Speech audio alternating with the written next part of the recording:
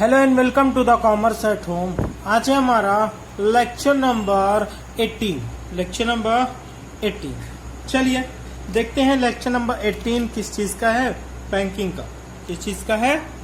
Banking.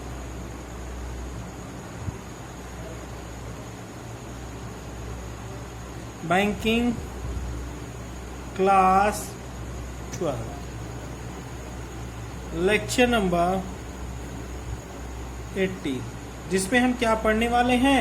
Banking crisis. क्या पढ़ने वाले हैं?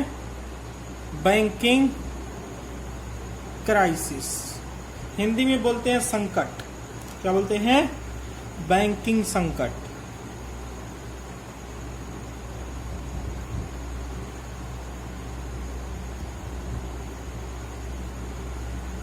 अच्छा, एक छोटा सा एग्जाम्पल है, उसको समझिएगा। छोटा सा एग्जाम्पल है। मान लो कि तुम्हारे पास 1 लाख रुपए है। कितने? 1 लाख रुपए। और तुमसे हमने कहा ये तुम 1 लाख रुपए मेरे पास छोड़ दो।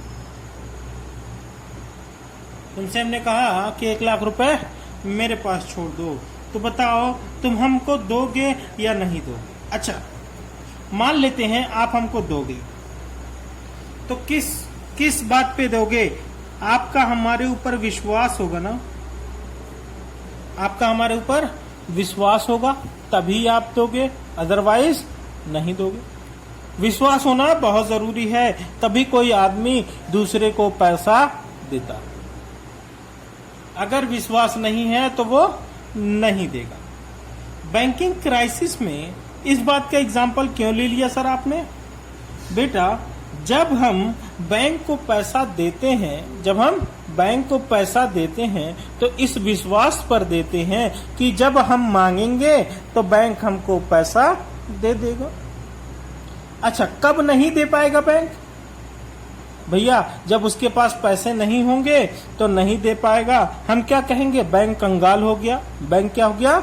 कंगाल हो गया, इसीलिए वो पैसा हमको नहीं दिया। यही कहेंगे ना। तो कुछ बातें ऐसी होती हैं, कुछ टर्म्स ऐसे होते हैं जिसकी वजह से बैंक कंगाल हो जाते हैं। जब भी मान लो एक बैंक में पूरी जनता पैसा जमा कर रही है, पूरा पैसा इसके पास है, पैसा बैंक के पास है। अब बैंक के पास पूरी जनता जब पैसा जमा कर रही है तो जब मांगेंगे उनको मिल जाना चाहिए। और जिस दिन बैंक कहेगा भैया आज हम आपका पैसा नहीं दे सकते, तो हम क्या कहेंगे? भैया तुम तो कंगाल हो गए, मेरा पैसा डूब गया क्या? मेरा पैसा डूब गया क्या? तो जब ऐसी अवस्था आती है, जब बैंक कहता है कि मेरे पास पैसे नहीं हैं, उसको बोलते हैं बैंकिंग संकट। क्या बोलते हैं?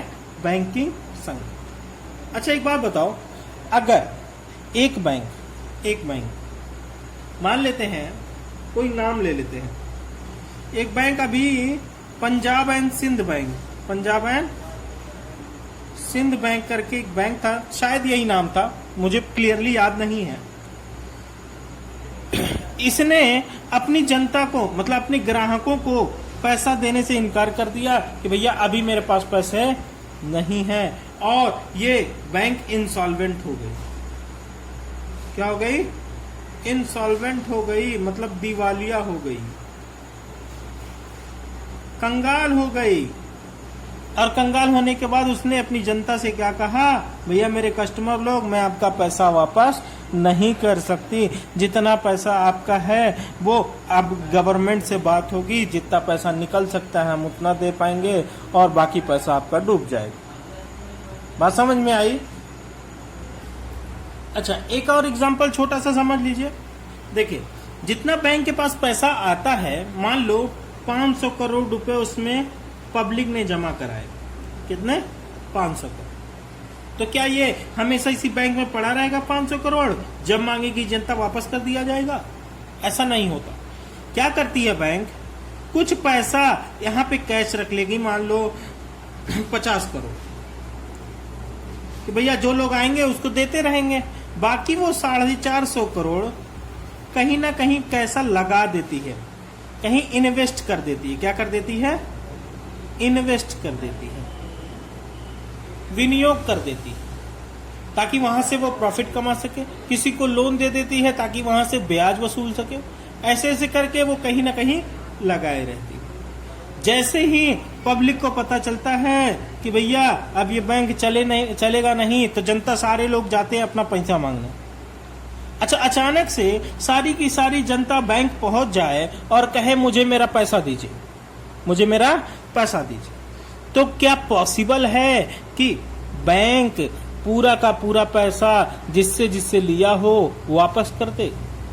ऐसा पॉसिबल नहीं है कि जब पूरी जनता आके पैसा मांगने लगती है तो बैंक क्या कहता, भैया मेरे पास इतने पैसे तो नहीं है। और इसी अवस्था को क्या बोला जाता है?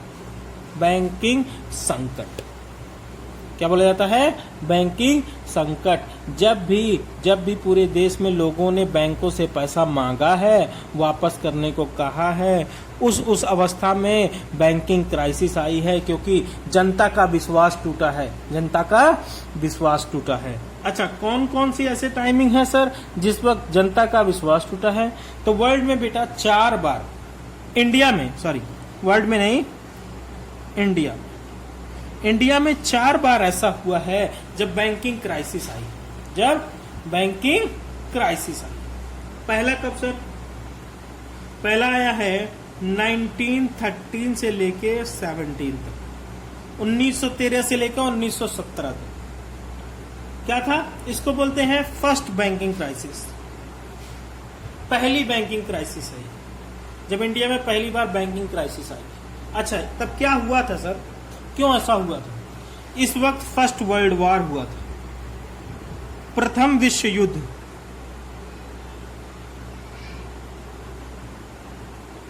प्रथम विश्व युद्ध हुआ था बेटा। इस टाइम पे हर जगह लड़ाई छिड़ी हुई थी, पूरी दुनिया आपस में एक दूसरे से लड़ रही थी, जिसकी वजह से बैंकों से सरकार क्या कर रही थी? लोन ले रही थी। बैंकों से गवर्नमेंट लोन ले रही थी। अब गवर्नमेंट लोन लेती गई, जिसकी वजह से बैंकों को क्या करना पड़ा?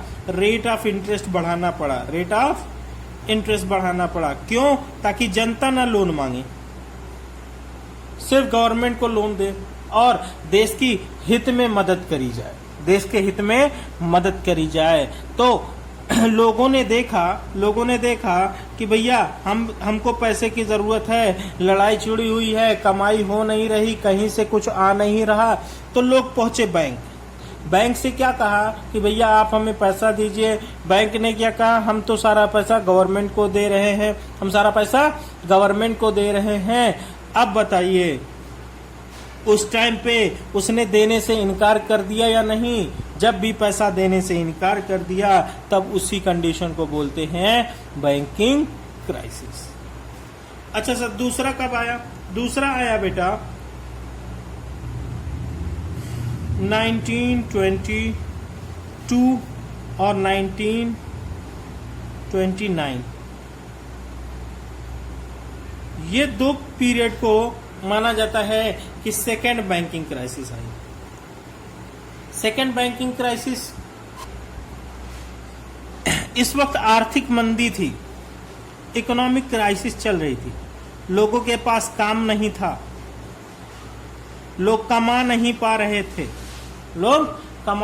रहे थे, तो जितना जमा करके रखे थे बैंकों में, तो बैंकों से मांगना शुरू किया कि भैया दे दीजिए। और 1929 के आसपास फिर से सेकेंड वर्ल्ड वॉर स्टार्ट होने वाला था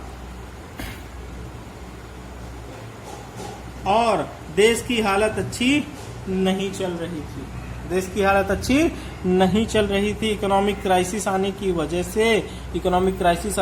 से बैंकिंग संकट आया, बैंकिंग क्राइसिस आ गई। ठीक है, बैंकों के पास पैसे नहीं बचे। तीसरा आया 1939 से लेके 1942 तक। 1939 से लेके 19, अब देखो वर्ल्ड वॉर सेकेंड का इफेक्ट यहां तक रहा, इस वक्त 434 बैंक दिवालिया हो गए। इस टाइम में, इस और इस टाइम में मिला के बहुत सारे छोटे छोटे बैंक खुले थे, बहुत सारे छोटे छोटे बैंक खुले थे। छोटे छोटे बैंक खुलने की वजह से कंपटीशन भी बहुत बढ़ गया। अब कंपटीशन बढ़ने के बाद भैया हमने कहा, मान लो यहाँ बहुत सारे बैंक हैं, तो एक ने कहा मैं आपको 15% रेट पे लोन दूंगा, एक ने कहा मेरे से ले जाइए हम 14 दे देंगे, एक ने कहा मैं मेरे से ले जाइए 13 दे देंगे, एक ने कहा मैं 5 पे दे दूंगा। अब बताइए, ये अपना प्रॉफिट रेट कम करते हुए जा रहे हैं। क्यों? क्योंकि कंपटीशन बहुत ज्यादा है, बहुत सारे बैंक थे और सारे बैंक एक साथ काम नहीं कर पा रहे थे, जिसकी वजह से यहाँ पे 434 बैंक इंसॉल्वेंट हो गए। और दिवालिया होने की वजह से जो जनता ने पैसा जमा करके रखा था वो मांगने लगे, और मांगने लगे तो ये दे नहीं पाए, इसलिए इसको क्राइसिस नंबर 3 कहा जाता है, बैंकिंग क्राइसिस 3। और सर चौथा नहीं बताया आपने, चौथा बता देते हैं बेटा। चौथा आया था 1947 में। आपको याद होगा 1947 में क्या हुआ था? आजादी का टाइम था, देश में कितनी मारपीट चल रही थी ये आपने सुना ही होगा, कहीं कहानियों में, कहीं स्पीचेस में। देश का बंटवारा हुआ था, इंडिया अलग, पाकिस्तान को अलग बनाया गया था। उस टाइम पे और लड़ाइयाँ चल रही थी, दुनिया भर की परेशानियां थी, लोग कमाना बंद कर दिए थे, बैंक से लोग पैसा निकाल रहे थे क्योंकि यहाँ से लोग छोड़ छोड़ के पाकिस्तान जा रहे थे। पाकिस्तान से लोग कुछ जो नॉन मुस्लिम वगैरह थे वो वहाँ से आ रहे थे, सब कोई अपना पैसा निकालना चाह रहा था, तो बैंकों के पास पैसे उतने नहीं थे देने के। तो इस टाइम में चौथी बैंकिंग क्राइसिस आई थी। अच्छा एक बात और, 434 बैंक तो यहाँ दिवालिया हुए। एक बात और है, 481 बैंक यहाँ दिवालिया हुए इस टाइम में। इस टाइम में कितने? 481। बहुत छोटे छोटे बैंक खुल गए थे, इसकी वजह से भैया एक कैपिटल बहुत बढ़ गई, बहुत कैपिटल बढ़ गई थी, इसी वजह से बैंकिंग सिस्टम चल नहीं पा रहा। ठीक है। अच्छा 1930 के आसपास, 1930 के आसपास एक केंद्रीय बैंक की तरह ही, केंद्रीय बैंक की तरह ही जांच समिति बनाई गई। कौन सी जांच समिति? एक सोसाइटी बनाई गई, एक जो जांच करती, बैंकों की जांच कर रही थी 1930 में। उसके बाद जब ये सिस्टम चल नहीं पा रहा था, तो 1935 में बैंकों का भैया एक इंपीरियल बैंक था जिसको 2 पार्ट में तोड़ के एक आरबीआई बनाया गया और एक एसबीआई, ताकि सारे मेन काम, बड़े बड़े काम आरबीआई करे और उसके अंडर में रह के सहायक कार्य कौन करे? एसबीआई करे। व्यापार से रिलेटेड काम सारा एसबीआई करती है और इंडिया की इकोनॉमी से रिलेटेड काम कौन करता है? आरबीआई करता है। 1935 में अब सारे रूल रेगुलेशन कौन संभालता है? आरबीआई संभालती है। अच्छा सर, ये तो हो गई चारों संकट की बात। अच्छा ऐसा हुआ क्यों सर? संकट आ रहा था तो क्यों आ रहा था? क्यों लोगों के पास पैसे कम हो जा रहे थे? आज की टाइम देखिए, आज के टाइम इस कोरोना ने वैश्विक महामारी कर दी है। ये तो एक वैश्विक महामारी है और ये वैश्विक मंदी की तरफ भी खींच लेगा। क्यों? क्योंकि लोगों के पास काम बहुत कम बचा है, वो उतने अच्छे से व्यापार नहीं कर पाएंगे, तो भैया उनके पास पैसे की कमी होगी। जो जमा पूंजी होगी उसको भी लोग निकालेंगे, बैंकों से मांगेंगे। ठीक है, ऐसी ही कंडीशन हो जाती है बेटा जब पैसों निकाले जाते हैं बैंक से। अपनी जेब में बचा के पैसा रख रहे हैं, किसी न किसी दिन जरूरत पड़ जाती है, उसको निकालना ही पड़ता है। ठीक उसी तरह बैंकों के पास जो पैसा जमा करके रखा गया है, जब जरूरत पड़ती है तो इंसान निकालता ही। ठीक है। और जब बैंक नहीं दे पाएगा तो हम क्या कहेंगे, बैंक क्या हो गया, दिवालिया हो गया। बैंक क्या हो गया, दिवालिया हो गया। ठीक है। अच्छा, कॉजेज ऑफ बैंकिंग फेल्योर देख लेते हैं कि भैया बैंक असफल क्यों हुए। कॉज ऑफ बैंक फेल्योर या कॉजेज ऑफ बैंकिंग फेल्योर। क्यों फेल हुए सर, बैंक सारे क्यों फेल हो रहे हैं, क्यों अच्छे से काम नहीं कर पाए सर। पहला,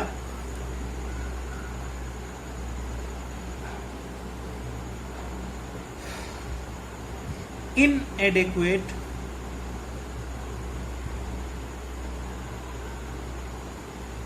capital, inadequate कैपिटल। भैया लोगों के पास पूंजी की कमी, बैंकों के पास पूंजी की कमी होने लगी थी, इसलिए बैंक क्या हो गए, फेल कर गए। दूसरा,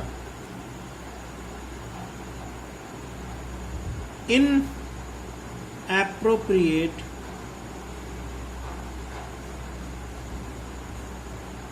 इन्वेस्टमेंट पॉलिसी।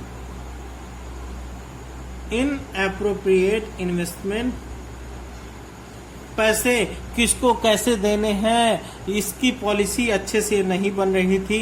1935 में जाके सुधार आया, जब आरबीआई बना उसने कुछ गाइडलाइंस पारित करी कि ऐसे ऐसे पैसे इन्वेस्ट करने हैं। तब तक कोई गाइडलाइन नहीं थी, इस वजह से इनएप्रोप्रिएट इन्वेस्टमेंट पॉलिसी थी। कैसे विनियोग किया जाए ये अच्छी नीति से विनियोग नहीं करते थे, कंपटीशन बहुत ज्यादा रखते थे एक दूसरे से। ठीक है। तीसरी बात है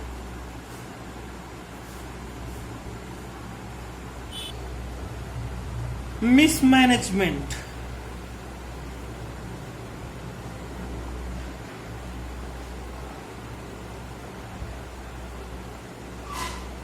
भैया मैनेजमेंट अच्छा नहीं था। मैनेजमेंट मतलब प्रबंधन, जो मैनेज करता है वो आदमी स्किलफुल नहीं था। कैसे पैसे को मैनेज किया जाए, जो पैसे आ रहे हैं उसको कैसे कैसे क्या इस्तेमाल किया जाए क्या नहीं किया जाए, ये अच्छा नहीं था, इसलिए बैंक क्या हो गए, दिवालिया हो गए। अच्छा, चौथा, कंपटीशन।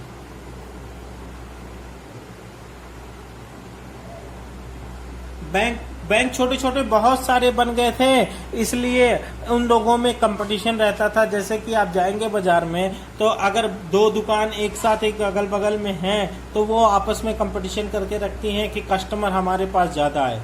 कस्टमर कैसे आएगा, अगर एक दुकान से सस्ता माल हम कहीं पे पाएंगे तो हम वहां चले जाएंगे। तो एक दूसरे से सस्ता करने के चक्कर में वो क्या करते थे भैया, एक दूसरे से कंपटीशन करते थे, दूसरे को नुकसान पहुंचाने के लिए अपना भी नुकसान कर लेते थे, जिसकी वजह से वो पॉलिसी अच्छी नहीं बना पाते थे और फेल कर जाते। अच्छा, उसके बाद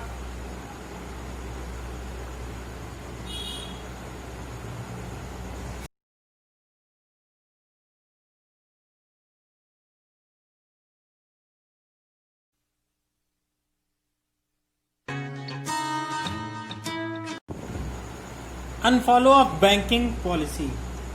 भैया जो बैंकिंग पॉलिसी है उसका उल्लंघन किया जाता था, जो नियम कानून बनाए गए थे उसको बैंक फॉलो नहीं कर रहे थे बल्कि अनफॉलो कर रहे थे, उसको मान नहीं रहे थे, इसलिए बैंक क्या हो गए, दिवालिया हो गए। इन्वेस्टमेंट इन वेजरिंग। वेजरिंग क्या होता है भैया, सट्टे बाजारी। सट्टे बाजारी में पैसा लगाना अच्छी बात नहीं है क्योंकि रिस्क बहुत होता है। इंडियन स्पेसी बैंक, इंडियन स्पेसी बैंक का भैया, इंडियन स्पेसी बैंक का दिवालिया होना इसका मेन कारण था।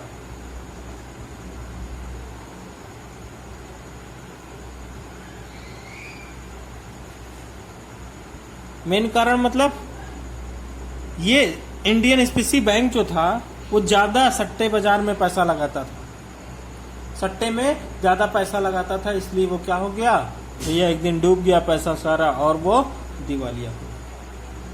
अच्छा, सातवां क्या है? Distribution of dividend, distribution of dividend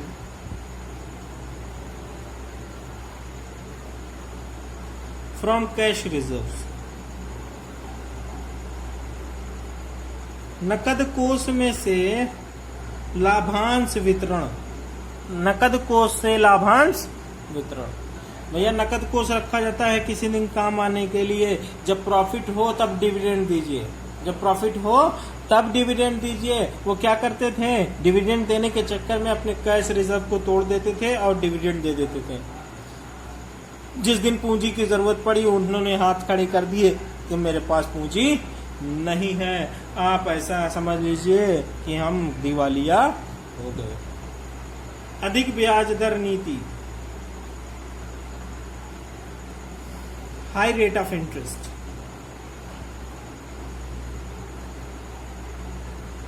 high rate of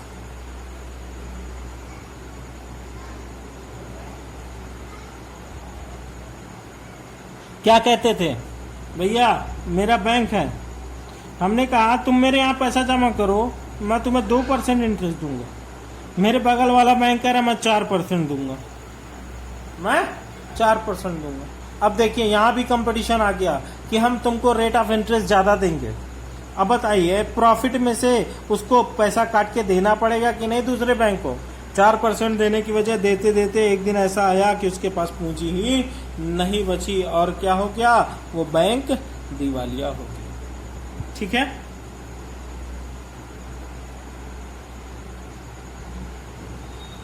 चलिए अब देखते हैं इफेक्ट ऑफ फेल्योर। भैया बैंकों के दिवालिया होने के क्या प्रभाव पड़े? बैंकों के दिवालिया होने के क्या प्रभाव पड़े हमको ये देखना। देखिए पहला, decrease in development of bank. भैया अब एक बार आपका पैसा बैंक में डूब जाए, क्या आप बैंक में पैसा जमा करने जाओगे? नहीं जमा करो। और जब तक आप जमा नहीं करोगे बैंक डेवलपमेंट कर ही नहीं सकता, बैंक विकास नहीं कर सकता। Non investment of saving. भैया अब कोई पैसा इन्वेस्ट नहीं करेगा, जो अपनी बचत बचा के रखता था वो अब देगा क्या किसी को? बिल्कुल नहीं देगा, वो बैंक को भी नहीं देगा। इसलिए लोग पैसा कम जमा कर रहे थे। रिक्वायरमेंट ऑफ बैंकिंग पॉलिसी, लोगों को लगने लगा बैंक वालों को कि अब ऐसी पॉलिसी आनी चाहिए जिसके हिसाब से सारे बैंक चलेंगे। हर बैंक अपनी अपनी पॉलिसी नहीं बनाएगा, जिसकी वजह से देश पे प्रभाव पड़ा, देश की इकोनॉमी पे प्रभाव पड़ा। अच्छा अगली बात, रिक्वायरमेंट ऑफ सेंट्रल बैंक। लोगों को लगने लगा कि सेंट्रल बैंक एक ऐसा बैंक हो जो सारे बैंक पर केंद्रित हो, सारे बैंक पे कमांड रखता हो। 1935 में इसको बनाया गया, अभी मैंने बताया, तब तक बहुत देर हो चुकी थी। अच्छा उसके बाद सबसे ज्यादा इफेक्ट पड़ा मिडिल क्लास पे। सेविंग कौन करता है बेटा? सेविंग करता है मिडिल क्लास। गरीब सिर्फ उतना ही कमाता है जितना खा लेता है, अमीर इतना कमाता है कि वो पैसा इन्वेस्ट कर देता है। मिडिल क्लास सेविंग करता है, और सेविंग किसके पास होती है? बैंक के पास। और बैंक डूब गया मतलब सेविंग डूब गई।